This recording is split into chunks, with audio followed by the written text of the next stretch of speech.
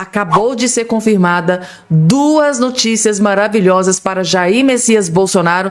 É dia de comemoração e eu vou trazer aqui todos os detalhes e destaques dessas duas notícias que, assim, gente, pegou o Brasil inteiro de surpresa. E eu confesso para vocês que até eu fui pega de surpresa. Eu tava imaginando uma notícia boa, mas foi melhor. Saiu duas notícias boas para o Bolsonaro. Eu vou trazer todos os detalhes aqui dessa informação para todos vocês. Eu vim aqui na velocidade da luz, gente, tá? Para manter você bem informado do que acabou de acontecer. A contrapartida, se a notícia é boa para o Bolsonaro, pro Lula e pro Moraes, aqui nesse boletim tem notícias terríveis, gente, tá? Acabou de explodir aqui mais uma bomba que atingiu Lula e o PT em cheio, gente. Tá? A informação que a gente tem de bastidor que o Lula tá desesperado. É reunião pra cá, reunião pra lá, o Lula tá nervoso. Uns dizem que o Lula tá até agressivo, porque a bomba realmente foi gigantesca. Vou explicar pra vocês. Também tem o Marco Rubio, gente, secretário de Estado de Donald Trump, que acabou de soltar uma bomba contra Luiz Inácio Lula da Silva.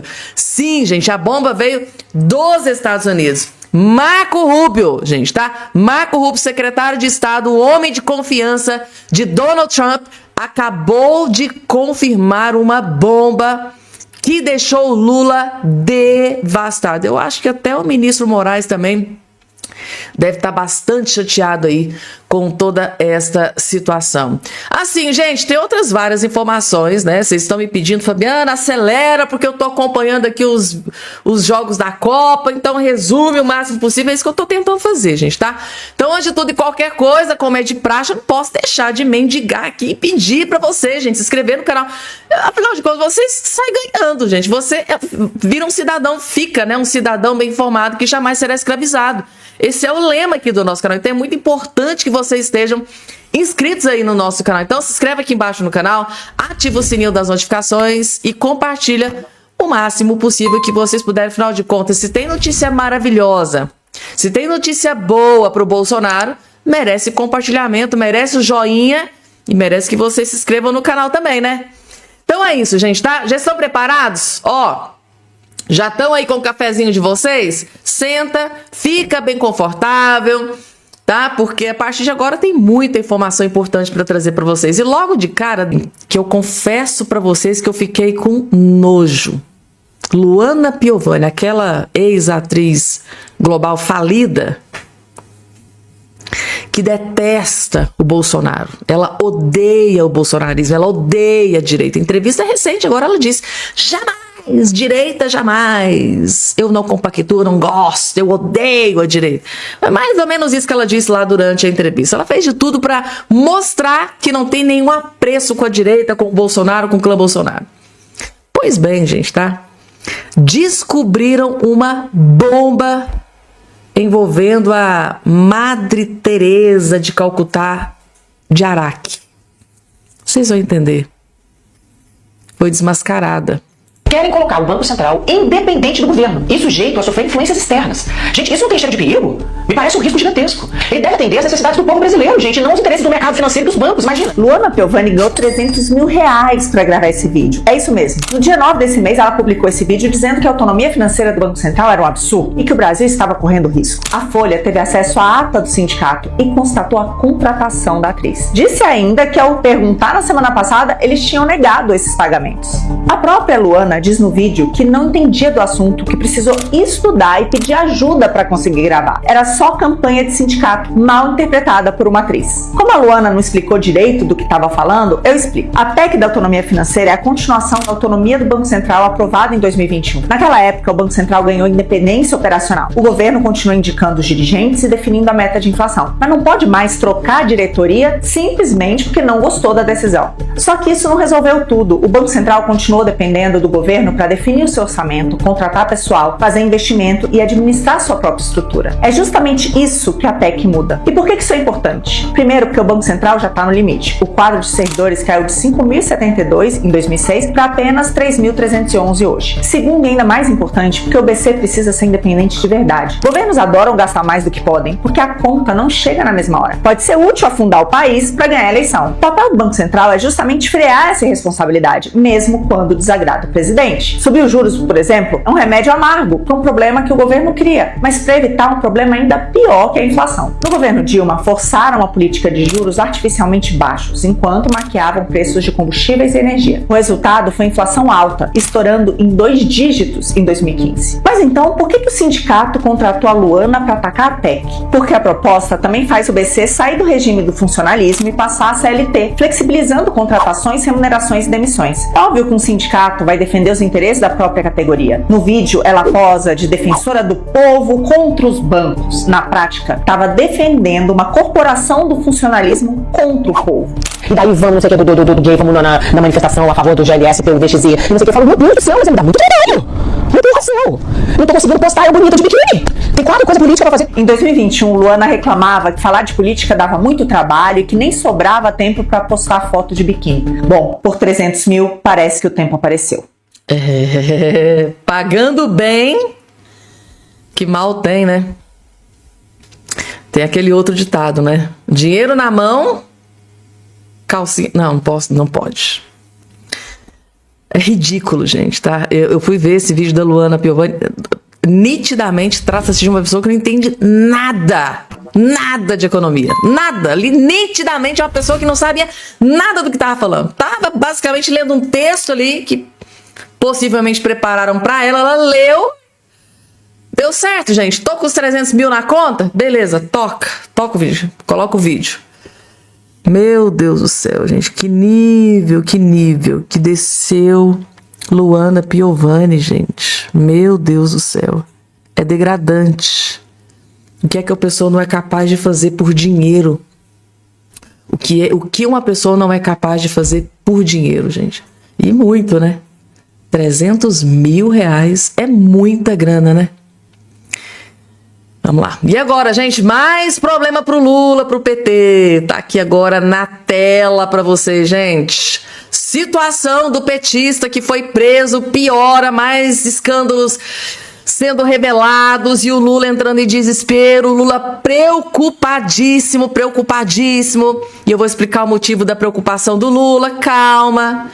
Petista preso movimentou 4 milhões. Declarou pobreza à justiça, gente, tá? Isso é o que eu chamo de um verdadeiro tapa na cara da sociedade.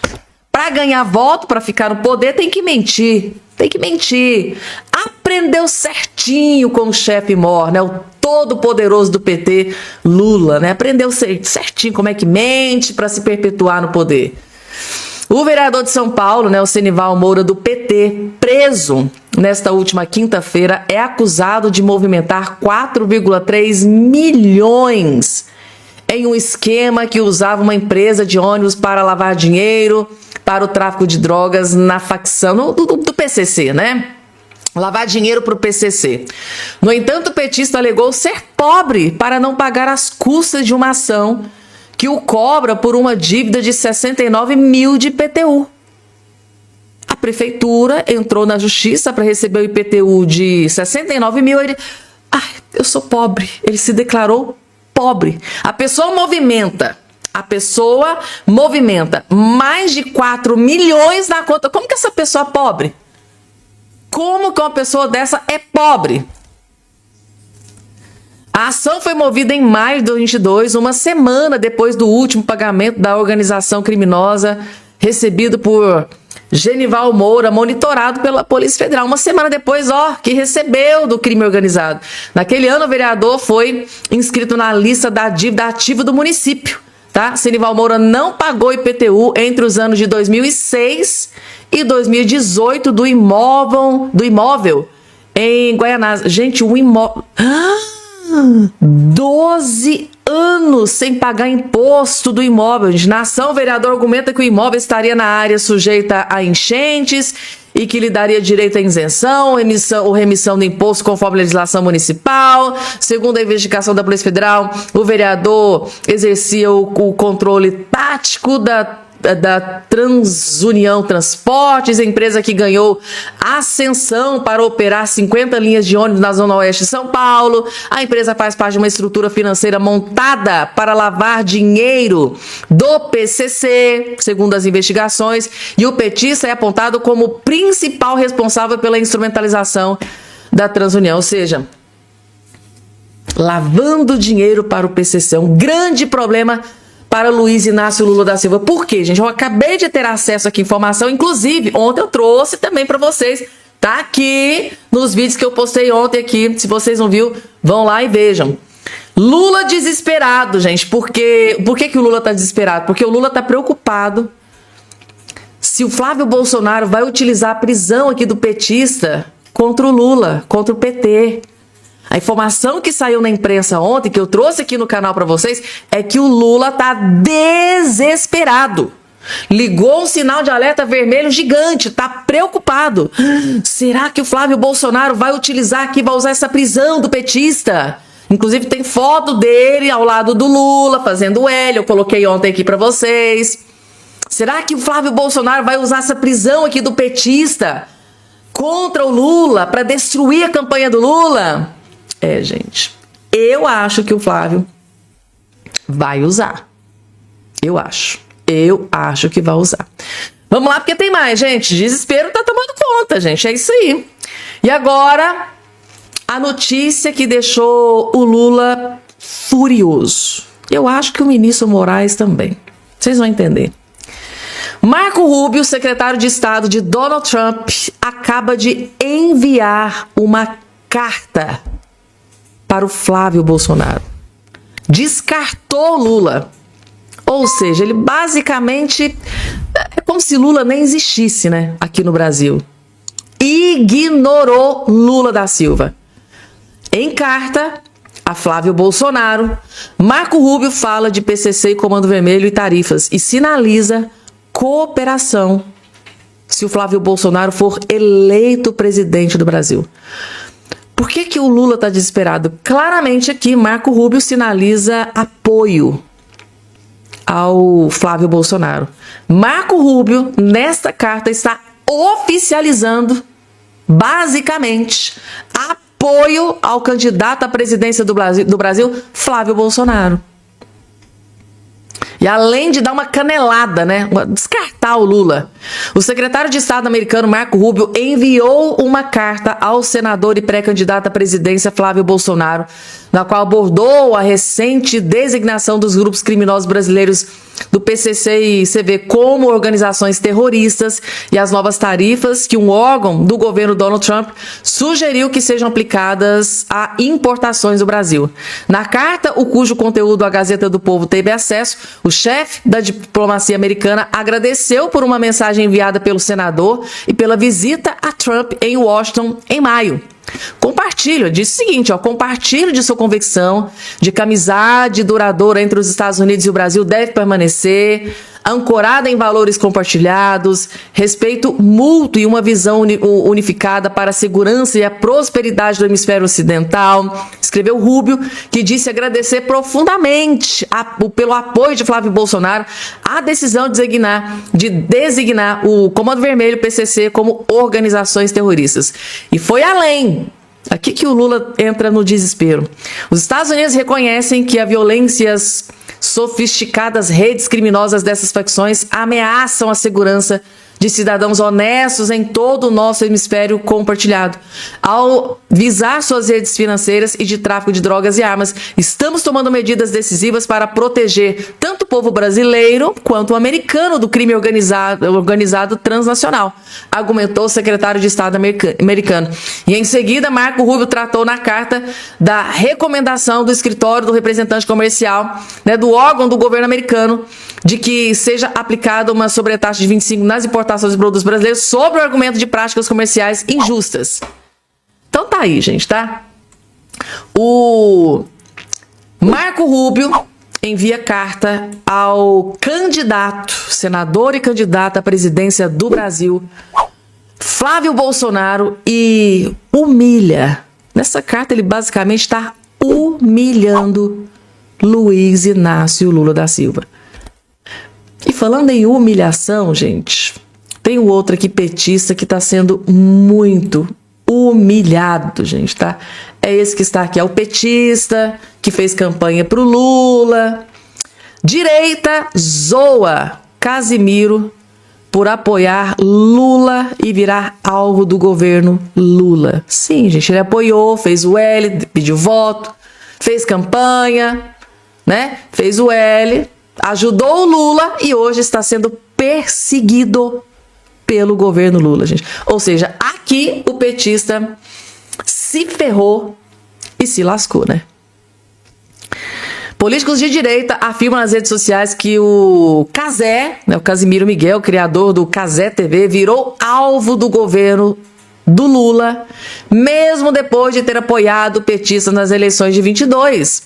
O canal tem os direitos de transmissão de todos os jogos da Copa e virou alvo do Ministério da Justiça. E o motivo, eu trouxe ontem para vocês, é a quantidade de propaganda de bets exacerbada. Virou um exagero, gente, tá? Ali você nem tá assistindo o jogo direito, você tá assistindo mais propaganda de bets, desses joguinhos aí, né? Que destrói a vida de muitas famílias. É mais propaganda de joguinho do que o jogo da Copa mesmo. Virou uma patifaria aquilo ali. Dá nojo. Só propaganda de jogo, de bet. E assim, terrível. Aí agora o Lula tá partindo pra cima. Agora, gente, eu vou trazer duas notícias maravilhosas e notícias para comemorar mesmo, gente, tá? E a segunda é sobre Bolsonaro, gente. Calma que tem notícia boa pro Bolsonaro. A primeira notícia é essa daqui. Moraes sinaliza, gente, tá? Que pedirá para julgar a lei da dosimetria em agosto. Sendo que, né, após o parecer favorável do PGR, o PGR chegou no Moraes e falou: ó, Moraes, foram os parlamentares que decidiram, tá? Prerrogativa de né, quem legisla é o Congresso Nacional, temos que respeitar. Aí o Moraes agora está sinalizando que pode colocar para votação. O ministro Alexandre de Moraes, no STF, sinalizou ao deputado federal Paulinho da Força, relator do projeto de lei da dosimetria, que pretende pedir a inclusão do julgamento sobre a validade do projeto aprovado pelo Congresso em pauta de agosto na Corte. Gente, em troca de mensagens, veio aí essa notícia maravilhosa, que é uma das melhores notícias do ano. Gente, o que tem de gente, pessoal do 8 de janeiro que está preso? Tem muita gente preso só esperando isso aqui, gente. Inclusive eu vi aí alguns esquerdistas dizendo que o Moraes ia esquecer essa dosimetria, que ia ficar daqui para 10 anos, Mas não, gente, tá? Saiu notícia boa. Parece que o Alexandre Moraes sinalizou aqui para o próprio Paulinho da Força. O Paulinho da Força está sendo muito pressionado, né? Afinal de contas. O Congresso Nacional aprovou, o Lula foi lá e derrubou, o Congresso derrubou o veto do Lula, né? Aí o Moraes foi lá e parou tudo. Do nada, uma caretada. Para. Ninguém solta ainda que eu preciso isso. Foi mais ou menos isso que aconteceu. E agora, ele pediu o parecer do PGR, o PGR deu ok, não. Foi votado no Congresso, tem que valer. O Congresso tem poder. E agora o Moraes parece estar meio sendo encurralado ali, né? Pelo Paulinho da Força. Notícia boa, gente, tá? Notícia boa para os presos do 8 de janeiro. Para a esquerda que estava dizendo que ia ser daqui 10 anos... Em agosto agora, poderia ser... agosto, gente, tá? Tá aí. E agora, a segunda notícia, que é a notícia maravilhosa para o Bolsonaro. Fachin define Mendonça como relator do caso Dark Horse. E a direita está comemorando essa notícia, gente, tá? A direita está comemorando. Muita gente estava receosa de que isso aqui fosse parar nas mãos do Alexandre de Moraes, porque quando cai na mão do Moraes e se tratando de Bolsonaro e Flávio, vocês já sabem qual que é o destino, né? E agora, tá aqui, gente, notícia maravilhosa. André Mendonça, o ministro mais íntegro e justo daquele STF, graças a Deus. O presidente do STF Edson Fachin, tá? Decidiu nesta quinta-feira que o ministro André Mendonça será o relator da investigação sobre os recursos destinados ao filme Dark Horse, cinebiografia do ex-presidente Jair Messias Bolsonaro. A decisão atende ao entendimento da PGR, como eu citei para vocês, que havia defendido a redistribuição do caso por considerar que os fatos já são objeto de um procedimento sob a relatoria de Mendonça. Já é o Mendonça que está, né, relatando tudo isso aí, né? Sobre o caso Master. Por que agora tem que ir para outro? Não faz sentido. O André Mendonça está por dentro de tudo que está acontecendo sobre o caso Master. Não tinha o menor sentido. Isso aqui, gente, é o parecer da própria PGR. Pô, se é o Mendonça que está por dentro de tudo do Master, essa questão do Dark Horse lá, envolvendo Flávio Bolsonaro, Vorcaro e dinheiro, pra onde que foi o dinheiro, que foi feito com dinheiro, é uma Mendonça. Graças a Deus, gente, eu tô aqui, ó, meu Deus do céu. É Deus agindo, né? Fé no Pai, que o inimigo cai, né? Esse é o ditado aqui em Minas Gerais. Fé no Pai, que o inimigo cai, gente, tá? Sem a menor sombra de dúvida, o melhor vídeo que você vai assistir nesse dia de hoje. Deputada federal Bia Kicis, quem sabe nossa futura vice-presidente do Brasil, que o Flávio Bolsonaro aí, né, indicou que ela pode ser escolhida, gente, tá? Para ser a vice-presidente do Brasil. Ela tá muito animada, tá? Ela disse aqui nesse vídeo e trouxe uma informação muito importante sobre aquela questão envolvendo a Michelle Bolsonaro e o Flávio Bolsonaro, tá? Ela fez uma revelação bombástica, tá? Sobre toda aquela situação envolvendo a Michelle, aquele vídeo da Michelle, o Flávio Bolsonaro, e também explodiu uma bomba contra Luiz Inácio Lula da Silva, gente, tá? O que ela acabou de descobrir e que ela revelou aqui sobre o Lula, vocês vão ficar chocados. Só assistam, vocês vão entender o que eu estou dizendo. Isabel Meca. Deputada, bem-vinda, bom ter a senhora aqui. A minha pergunta é sobre como vocês pretendem trabalhar para convencer as pessoas sobre essa correção de rota que a senhora está apontando para a gente. Isso passa, por exemplo, por um aconselhamento de um para outro. Olha, por que não façam uma aparição juntos? O Michele vai entrar na campanha de Flávio Bolsonaro, de fato? Como é que vai se dar isso? E eles falaram, desde que o vídeo veio à tona, os dois se falaram, os dois tiveram um tete-a-tete para tentar resolver a situação? Olha, eu não sei te dizer isso, até porque, que eu saiba, o Flávio hoje já está viajando, né? Ele tem cumprido uma agenda muito forte aí pelo Brasil, porque ele precisa estar em todos os lugares. Ele está numa pré-campanha presidencial. Então eu sei que o Flávio tem uma agenda super corrida, né? E a Michelle tem se dedicado prioritariamente a cuidar do Bolsonaro, a cuidar do marido dela, tá? Então eu sei que essas são as prioridades no momento. Eu acho que a gente vai, simplesmente o tempo ele costuma corrigir esse tipo de coisa, esse tipo de ferida. Eu acho que a gente não precisa ficar tentando convencer ninguém. Eu acho que é tocar a vida e focar no que interessa, gente. O que interessa é Flávio vencer essas eleições, porque o Brasil está esperando por isso. Ninguém aguenta mais o Lula fazendo tantos estragos, defendendo bandido, criminoso, faccionado, tentando de todo jeito atrapalhar as investigações aí do INSS, do Banco Master, tendo agora, por exemplo, o seu líder do governo no Senado, Jacques Wagner, que acabou de pedir para sair depois de uma reunião com o Lula. Então, assim, o Lula está cheio de problema para resolver e nós temos que focar nisso, nós temos que mostrar quem é o Lula, tá parar, não temos que ficar pensando em picuinha, em briga de família, porque tem algo muito maior, que é o Brasil, gente, que é a salvação dessa nação. A gente já viu o que aconteceu com a Venezuela, com Cuba, com todos os países, basta falar também da Califórnia e Nova York.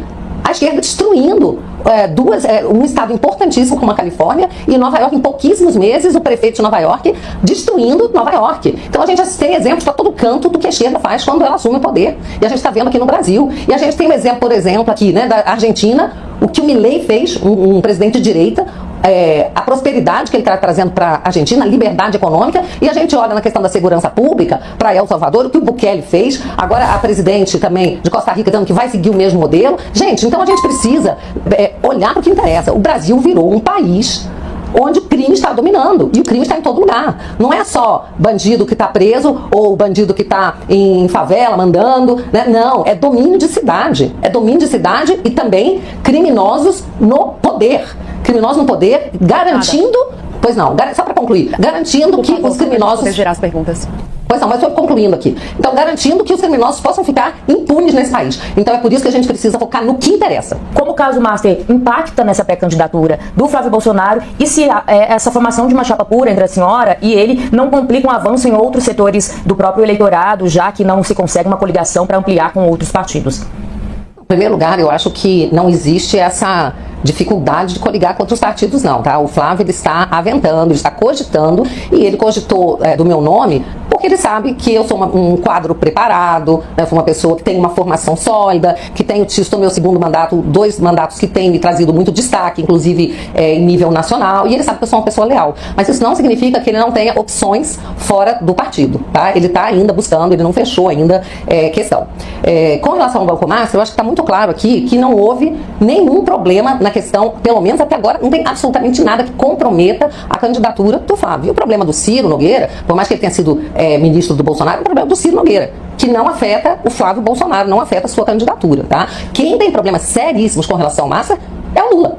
É o Lula que, inclusive, recebia o Vorcaro fora da agenda oficial. É o Lula que aconselhava o Vorcaro a vender o banco, não vender ou deixar de vender. Então, quem tem problema com o Massa é o Lula. E, infelizmente, muitas vezes, né, tentam jogar isso pro colo do Flávio. Mas, até agora, não tem nada que comprometa o Flávio com relação ao Banco Massa. E eu tenho confiança de que também não irá aparecer. Deputada, eu gostaria de saber, na avaliação da senhora, de que maneira a senhora avalia que agrega, caso seja escolhida, candidata a vice-presidente na candidatura de Flávio Bolsonaro. E com relação a como que eu posso agregar, eu acho que é o Flávio trazendo, ele quer uma mulher.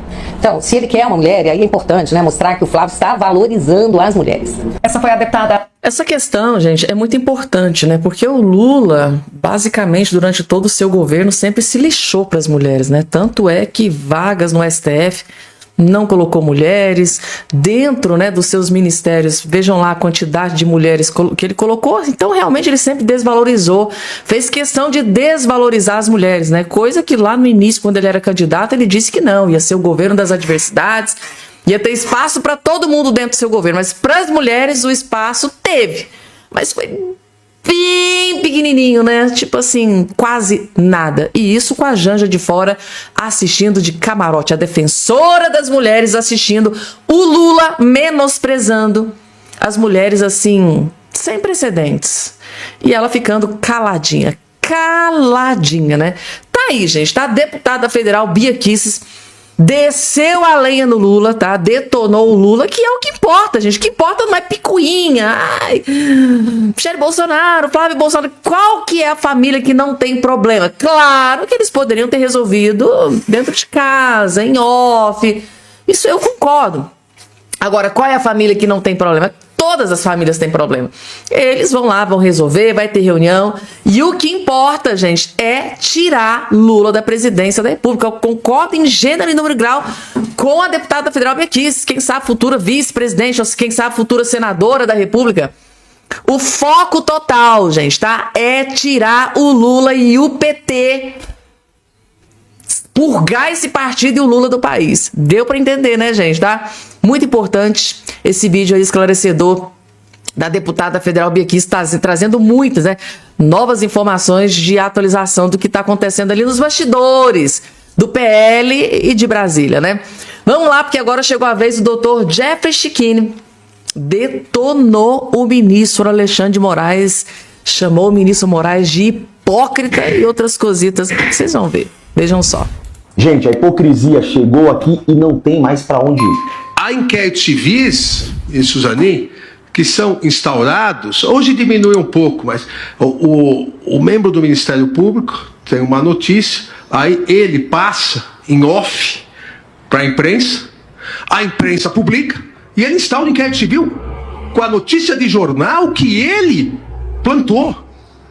E aí a pessoa entra com recurso. E o Conselho Superior do Ministério Público fala, não, preciso investigar. Mas não tem nada, não tem nenhum indício. E aí ficam 2, 3, 4 anos. Mas foi exatamente isso que fizeram com o Felipe Martins. Foi exatamente assim que armaram a prisão do Felipe Martins. Plantaram essa notícia falsa nesse blogzinho. Aí, com essa notícia aqui, instauraram investigação contra Felipe Martins. E mais do que isso, pediram e prenderam o Felipe Martins. Pois é, gente. Se fizer a barba, não cai barba, cai serragem. Aquele que joga pedra pode até esquecer que jogou a pedra, mas a vidraça nunca esquece da pedra. Temos que tirar essas pedras do Brasil. Hipócritas. Hipócritas, né? Tá aqui, gente, tá? Dr. Jeffrey Checchini desmascarou o ministro Alexandre de Moraes. Ou seja, hoje ele repudia que magistrados tomem decisões, que a justiça tome decisões baseadas em notícias de site de fofoca. Notícias aí que saem nas manchetes. Mas o que ele fez na época do Felipe Martins? O que eles fizeram com o Felipe Martins? É aquele ditado que ele disse aqui, né? Quem bate, esquece. Mas quem apanha, não esquece jamais, gente. Tá? E o Felipe Martins jamais vai esquecer tudo que ele está sofrendo na mão desses poderosos, gente, tá? Que segundo o Dr. Jeffrey Checchini, poderosos que um dia podem cair, né? Essas pedras podem ser tiradas do caminho. Eu acho que para um bom entendedor, meia palavra basta, né, gente? O que é que vocês acharam aqui desse vídeo do Dr. Jeffrey Checchini desmascarando o ministro Alexandre de Moraes? Ele tem ou não tem razão? Coloca aqui embaixo a sua opinião.